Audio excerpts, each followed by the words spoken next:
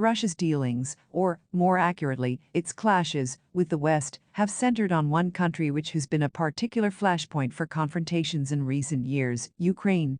It's back in focus this week with a series of high-stakes meetings taking place between Russian and Western officials that are centered on trying to defuse heightened tensions between Russia and its neighbor.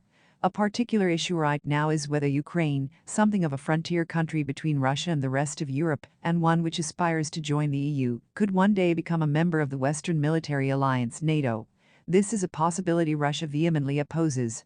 As the Russia Council prepares to meet NATO officials in Brussels on Wednesday, CNBC has a guide to why Russia cares so much about Ukraine and how far it might be willing to go to stop Ukraine from joining the alliance. Why does Ukraine matter? Relations between the European neighbors hit a low in 2014 when Russia annexed Crimea from Ukraine, and it has supported a pro-Russian uprising in the east of the country, where low-level fighting between Ukrainian forces and pro-Russian troops has continued ever since.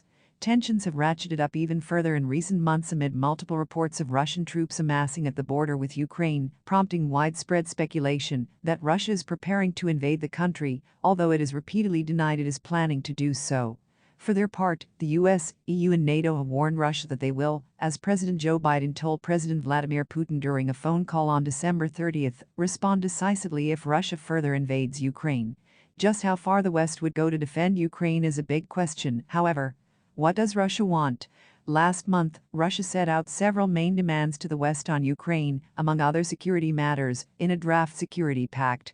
In the document, it demanded that the U.S. must prevent further eastward expansion of NATO and must not allow former Soviet states to join the alliance. Russia also demanded in the draft pact that the U.S. shall not establish military bases in the territories of any former Soviet states that are not already members of NATO, or use their infrastructure for any military activities or develop bilateral military cooperation with them. Although not mentioned by name in the draft pact, Ukraine is an obvious focal point for the Russians. It is a former Soviet republic, as is Russian ally Belarus, Azerbaijan, Moldova, and Armenia, among others. The former Soviet states of Latvia, Lithuania, and Estonia are already NATO members.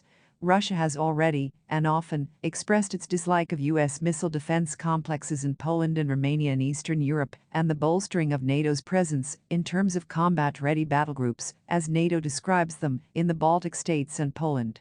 For their part, the U.S. and NATO have already described demands that Ukraine not be admitted to NATO, or that it roll back NATO deployments in Eastern Europe as non-starters, in the words of U.S. Deputy Secretary of State Wendy Sherman, who led the U.S. delegation in talks with Russian officials in Geneva on Monday. While she noted that the U.S. had pushed back against Russia's security proposals, her Russian counterpart Sergei Ryabkov said the talks, which lasted around 7 hours, were difficult and signaled that Moscow's demands had not changed, telling reporters, "It's absolutely mandatory to make sure that Ukraine never, ever becomes a member of NATO." With no clear progress made in talks on Monday, hopes are being pinned on further discussions between Russian and NATO officials in Brussels on Wednesday, and more discussions on Thursday at the Organization for Security and Cooperation in Europe in Vienna. Why is Russia doing this? Putin has made no bones about the fact he thinks the breakup of the Soviet Union was a catastrophe for Russia, describing it as the greatest geopolitical tragedy of the 20th century. Ukraine has particular importance for Russia, given its location. It stands as a bulwark between Russia and the eastern EU states, as well as symbolic and historical importance, often being seen as a jewel in the crown of the former Soviet Empire. Putin has extolled the cultural, linguistic, and economic ties Ukraine has with Russia, describing Russians and Ukrainians as being one people last year. He even wrote an essay on the subject, titled "On the Historical Unity of Russians and Ukrainians." The sentiment is not largely requited in Ukraine, with the country's government under President Volodymyr Zelensky looking westward for economic aid and geopolitical strength, particularly in the years following Russia's 2014 annexation of Crimea. Ukraine has repeatedly expressed its desire to join the EU and NATO, which represents a geopolitical kick in the teeth for a resurgent Russia vying to maintain power and influence in the region. Many strategists and close followers of Russian politics believe Putin, who has been in power alternating between prime minister and president since late 1999, harbors a strong desire to invade Ukraine. Maximilian Hess, fellow at the Foreign Policy Research Institute, told CNBC on Tuesday that Russia is not just seeking to prohibit Ukraine from joining the alliance, something it has sought to do since Ukraine's 2008 NATO Membership Action Plan (MAP) application, but also to remove Ukraine from the Western sphere of influence to which it has moved since the 2014 Ukrainian Revolution. NATO membership is particularly symbolic, but Russia would not accept a situation in which the West significantly expanded military support to Ukraine either. How far is Russia prepared to go?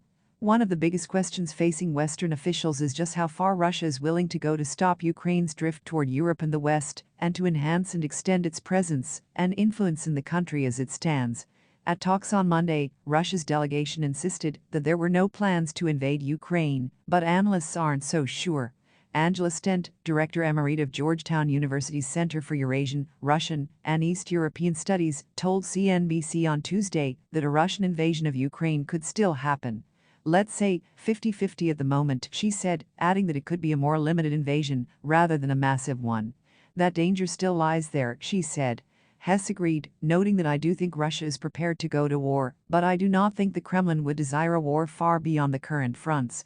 The risks of encountering a sustained guerrilla resistance would be very high, particularly if they went beyond Donetsk and Luhansk oblasts, he said. Russia does need a credible invasion threat to remain, however, especially as it's played the key role in bringing the U.S. to the table, Hess added.